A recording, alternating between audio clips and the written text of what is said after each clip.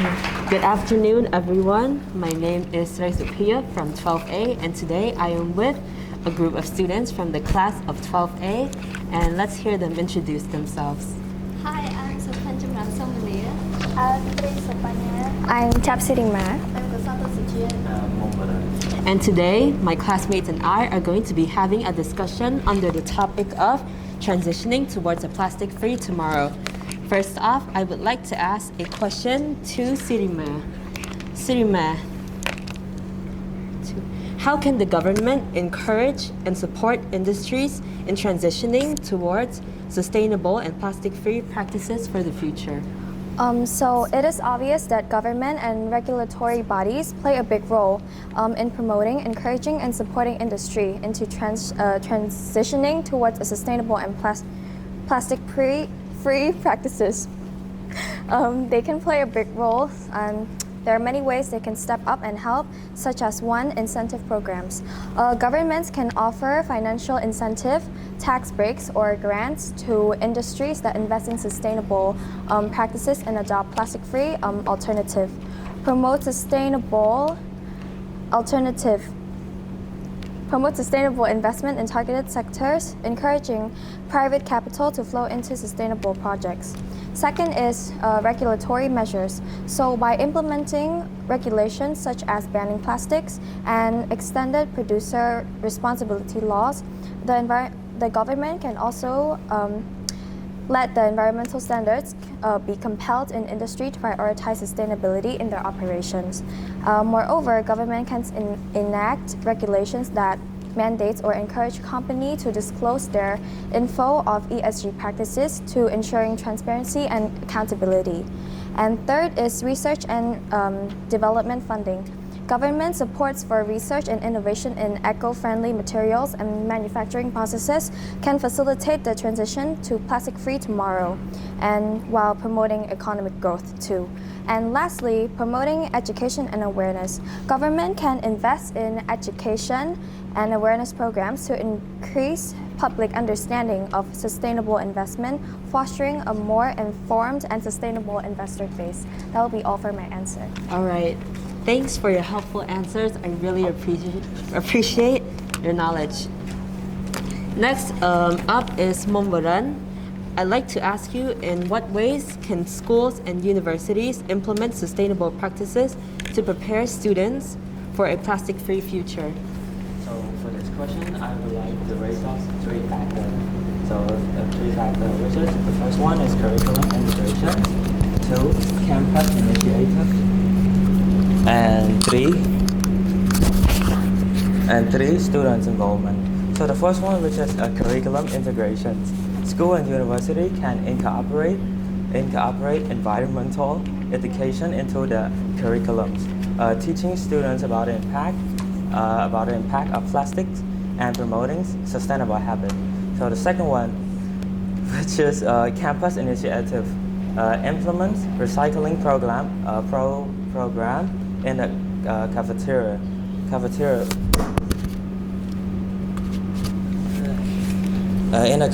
and promoting reusable material can instill eco-conscious behavior among students.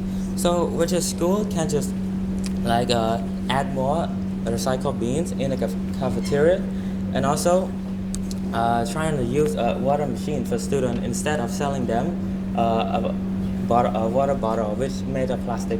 So will be produced more plastic from school. Then the third part is students' involvement. Engaging students in sustainability club, which is creating a community club for students, which is relate to environment, which is to give the students opportunity to get involved in environment, society, for them to building a plastic-free tomorrow. So in the end, I would like to say that if our school can implement sustainable practice in the right way, so the world must be better, because school is the big place, giving education to students, and every country have school, right? So if the school can manage to have all of that, then the world must be better. and better in the future, which is straight into the point of free plastic tomorrow. Thank you. All right, thank you for your valuable insight. Next up, we have Gusata Sujit. Sujit, I'd like to ask you, sorry, just a minute.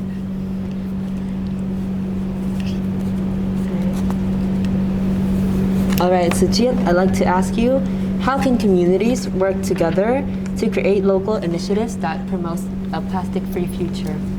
So, to get a plastic-free future, it takes a whole community effort wherein locals initiate a promotion on plastic-free future. So, communities can organize community cleanup events where local initiative can organize irregular cleanup events where volunteers come together to collect plastic waste from parks, beaches, riversides, and other public areas. These events are not only for raising awareness about the issue, but also actively work towards reducing the amount of plastic waste in the environment. And you could also make a reusable bag campaigns wherein we encourage the use of reusable plastic bags instead of a single-use plastic bag is another initiative businesses. So next is we could also do a plastic-free school programs. School can implement programs aimed at reducing plastic wastes within their premises. This can include initiatives such as banning single-use plastics in cafeteria, promoting the use of refilling water bottles, and organizing a educational workshop on plastic pollution and recycling. And also, with collaborative efforts, supporting local businesses could also help with moving forward to a sustainable future, where we could encourage the use of biodegradable packaging, just like doing a plastic-free school programs and promoting plastic-free alternatives within the community can foster a culture of sustainability and reduce reliance on plastic products. In addition, we could also conclude a implementing policy where governments could introduce regulation like plastic bans or incentive for businesses to reduce plastic usage, and supported by community advocacy and involvement. All right, thank you for your informative answer. I feel very informed about your topic. Next, we have Panya. I'd like to ask you, what are the psychological and behavioral factors that influence people's resistance to change, particularly in adopting a plastic-free practices? So to answer your question is the psychological and behavior factors that influence people resistant to change, particularly in adopting to plastic-free practice, are habitual comfort. So people resist to change due to the comfort of familiar habits, finding it challenging to break away from the convenient and routine of using plastic products. Since plastic is affordable and durable material, it can be found in everything from packaging material to plastic bottles, straw to plastic bags, and much more. It would be hard and require much effort switching to plastic-free lifestyle. And the next factors is convenience factor. Plastic items offer practically and ease in daily life, making it difficult for individuals to switch to plastic-free alternatives, which may require additional effort or convenience. Plastic is useful in many aspects of daily life in addition to its strengths and flexibility. Because people dislike complicated things and find it difficult to find alternatives that provide the same usage with less work, they frequently use plastic, which is useful for their daily tasks, even with the awareness that it's bad for the environment. And the last factor is social influence, such as peer pressure. So peer pressure is a feeling that one must do the same thing as other people of one's age. and social group in order to be liked or respected by others. And the other thing is emotional attachment to certain brands or products. It's hard to avoid plastic when a product that you like, such as skincare or ingredients for food and many other things, use plastics as packaging, because that would mean you have to cut off those products in your life as well. And the last one is limited awareness about the environmental impact of plastic contribute to resistance in adopting plastic-free practice. All right, thank you for your answer. Your help has made a difference in my understanding. And last but not least, I'd like to ask Somania, what role can influencers, celebrities, and public figures play in promoting the message of a plastic-free tomorrow? Thank you, Sakir, for the question. I can bring up three main points about this questions. First is amplifying awareness. Influencers and celebrities can leverage their platforms to their followers by educating them about the importance of reducing plastic waste and promoting eco-friendly alternatives. And they can do this by promoting causes, brands, or initiatives, as their endorsement often leads to increased visibility and engagement. That helps reach a bigger and broader audience and making their follower be more attentive to the problems we're currently facing. The second point I'll talk about is shaping trends. Their endorsements of plastic-free products and lifestyle choices can influence consumer behavior and encourage adoption of sustainable practices, like showing their own effort and showing how they reduce the usage of plastics in their lives, such as using eco-friendly products and collaborating with brands that prioritize sustainability. As their name is titled, influencers, their influence can help raise awareness and inspire their followers to adopt more environmental friendly habits, and that is a big help to shift towards a plastic-free future. Third is inspiring action. By leading by example and showcasing their own commitment to a plastic-free lifestyle, public figures can motivate others to take similar steps towards a greener future. They can lead examples by showing how they reuse, reduce, and recycle plastic, also using their own bags, bottles, or containers, supporting environmental initiatives such as participating in events or campaigns aimed at cleaning up plastic waste, engaging with policymakers. They can use their influence to advocate for changes and policies that promote plastic reduce, like bans on single plastic use. I would like to raise an example. There's a trend going around, like on TikTok, for Stanley, like for the Stanley water bottle. It's a sustainable cup for you to store your liquids, and it's a huge trend going around on TikTok, especially for the teenagers. And we can see that it's consumed by everyone, even if no matter how expensive or pricey it is. And that is the power that influencers hold. They influence others to do what they do. That is it for my question. All right, Answers. thank you. I really admire your knowledge and appreciate yours and everyone's contribution to this discussion.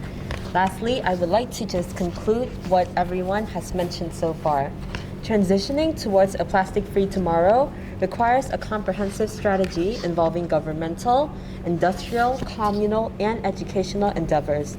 By inciting sustainable practices, enacting regulations, and integrating environmental education into school curricula, we lay the groundwork for a more environmentally friendly tomorrow. Collaborative efforts among governments, industries, communities, and educational institutions are vital to effectively combating plastic pollution. As we embark on this collective journey, let us acknowledge that every small action contributes to significant change. Together, we can create a world where plastic pollution is minimized and sustainable alternatives thrive, ensuring a healthier planet for future generations. Thank you, everyone, for your attention.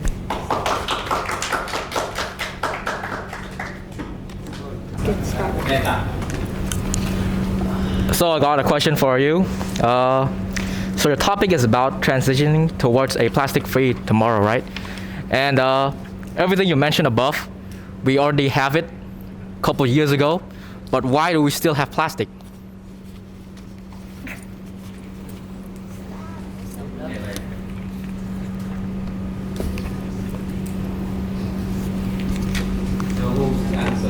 All right, to answer your question, yes, it is true that our topic is about transitioning towards a plastic-free tomorrow, but transition does not mean immediate change. So it's not. But I don't talk about immediate change. I talk about because this topic, I think it already has happened before. Why know? are you cutting me off? No, I'm not saying shit. I thought you finished your question. All right, so do you have anything else? I'd like to continue. Okay, go. All right, so to continue from what I was saying, that transition is not immediate change. It means that to implement all of these, the time needs to be taken in order for us to actually make huge impacts. And as my teammates have mentioned, such as Somania, of a trend, what trend is it again? Stanley trend. Yeah, such as the Stanley trend, where it promotes instead of using plastic bottles, they're using reusable bottles. It is changing our environment little by little, even though it's not a huge change yet. But every small contributions can make a difference. And you said that these methods were mentioned years ago. Why are there still plastic now? Because plastic are still being produced, and we're just here to spread awareness about all of this. We don't actually have a huge power in order to just stop everything yet, but we are contributing as much as we can, such as this discussion and also little things we do in our daily life. Yes, so thank you for your question. But wait. You said that like using Stanley would be much better, right? Because it's kind of is much better for the environment because we're not using plastic. But don't you think producing those Stanley bottles contribute to global warming? Because factories have to produce that, right?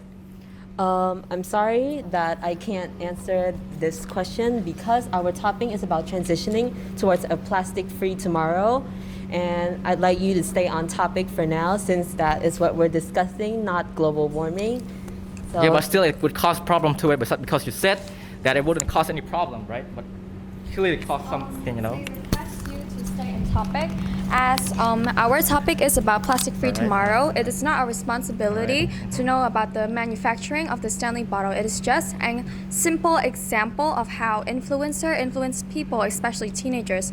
So if you had paid attention, you would know what our topic was and what our main points and our idea, our objective was. Thank you. You said that influencer. Excuse me, wait. may I add to Alright. her answer a little bit? Okay. You mentioned that producing Stanley bottles is bad for our environment, right? Then what about other products in your everyday life that you yourself are consuming?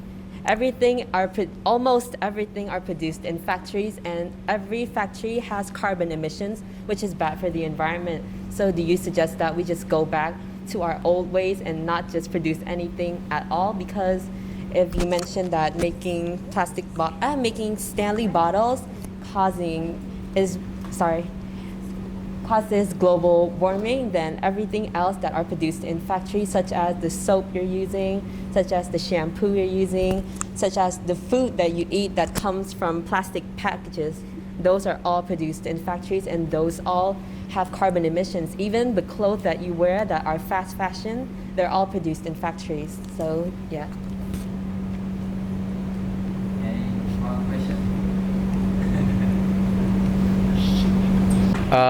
So you mentioned using tote bags, sustainable cups or something like that, but for those who cannot afford those kind of stuff, what are the alternatives to it? Well, I don't know if you had been sitting here and listening or not, but switching to tote bags isn't the only alternative that we talked about. Each one of our team members mentioned many things that you can do for free. And I'd like to start with Banya. She mentioned about the... Laban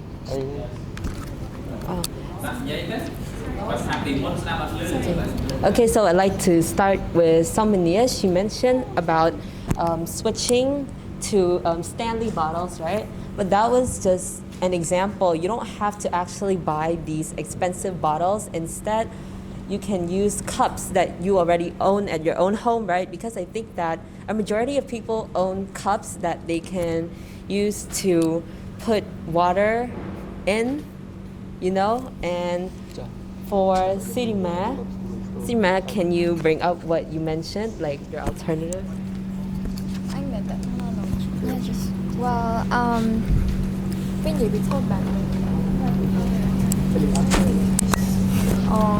For people that cannot afford it, obviously there are many alternatives sitting around, lying in markets, malls, at a cheap price, at a discount price. And if you goes out really often and you're actually seeing the world, you would see that there are a lot of alternatives to a water bottle.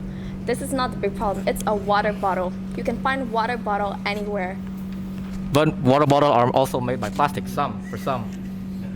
So wouldn't that be also plastic?